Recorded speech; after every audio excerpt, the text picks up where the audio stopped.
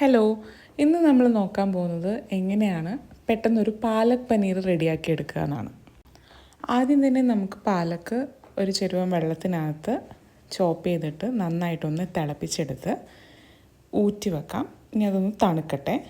പാലക്ക് തണുത്ത് കഴിയുമ്പോൾ ഒരു മിക്സിയുടെ ജാറിലേക്ക് ഒരു ചെറിയ കഷ്ണം ഇഞ്ചി, ഒരു 5 അല്ലി വെളുത്തുള്ളി, ഒരു 3 പച്ചമുളകും കൂടി ഇട്ട് നന്നായി അരച്ച് പേസ്റ്റാക്കാം. ഇപ്പോൾ നന്നായിട്ട് നമ്മൾ അരച്ച് പേസ്റ്റ് ആക്കിയിട്ടുണ്ട്. ഇനി നമുക്കത് മാറ്റി വെക്കാം. ഒരു പാനിലേക്ക് 1 ടേബിൾ സ്പൂൺ ബട്ടർ ഇട്ട് കൊടുത്ത്, ഞാനിവിടെ 100 ഗ്രാം പനീറാണ് എടുത്തിരിക്കുന്നത്. പനീർ ഞാൻ ചെറിയ ക്യൂബായിട്ട് മുറിച്ച് അതൊരു 2-3 മിനിറ്റ് നമുക്ക് ഈ ബട്ടറിനകത്തൊന്ന് സോട്ട് ചെയ്തെടുക്കാം. ഇത് ചെയ്യണമെന്ന് നിർബന്ധമില്ല. ചെയ്യുമ്പോൾ പനീർ പൊടിഞ്ഞു പോകാതിരിക്കാൻ വേണ്ടിയിട്ട് പ്രത്യേകം ശ്രദ്ധിക്കണം. ഇനി നമുക്കത് ആ പാനിൽ നിന്ന് മാറ്റാം. ഇനി ആ സെയിം പാനിലേക്ക് തന്നെ നമുക്കൊരു 1/2 ടീസ്പൂൺ ചെറിയ ജീരകവും, ഒരു ചെറിയ കഷ്ണം പട്ട, ഒരു ഏലക്ക, ഒരു 2 ഗ്രാമ്പൂ, ബേ ലീഫ് ഒരെണ്ണം ആഡ് ചെയ്ത് കൊടുത്തതിന് ശേഷം നമുക്കൊരു 20 സെക്കൻഡ്സ് ഒന്ന് സോട്ട് ചെയ്ത് കൊടുക്കാം. ഇനി അതിലേക്ക് 1 ടീസ്പൂൺ കസ്തൂരി മേത്തി കൈവച്ചൊന്ന് ചെറുതായിട്ട് ക്രഷ് ചെയ്തതും കൂടി ഇട്ട് കൊടുത്ത് ഒന്ന് സോട്ട് ചെയ്ത് കൊടുത്തതിന് ശേഷം ഒരു മീഡിയം സൈസ് സവാള ചെറുതായിട്ട് ചോപ്പ് ചെയ്തത് ആഡ് ചെയ്ത് കൊടുക്കാം. ഈ സവാളയുടെ നിറം മാറി നല്ല ഗോൾഡൻ ബ്രൗൺ കളർ ആവുന്നത് വരെ ഇളക്കി കൊടുക്കണം.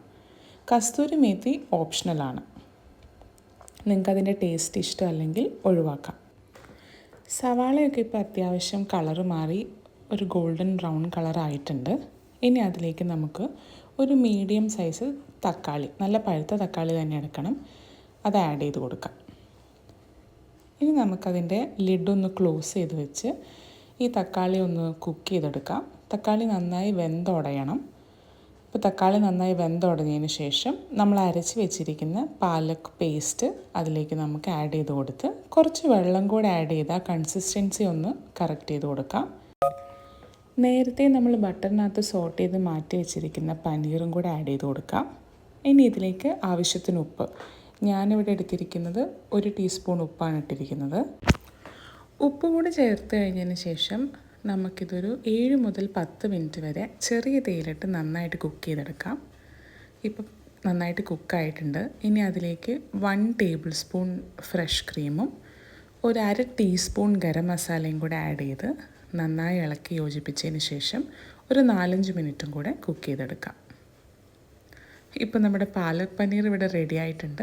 ഇനി നമുക്കത് നല്ലൊരു പ്ലേറ്റിലേക്ക് സെർവ് ചെയ്തെടുക്കാം.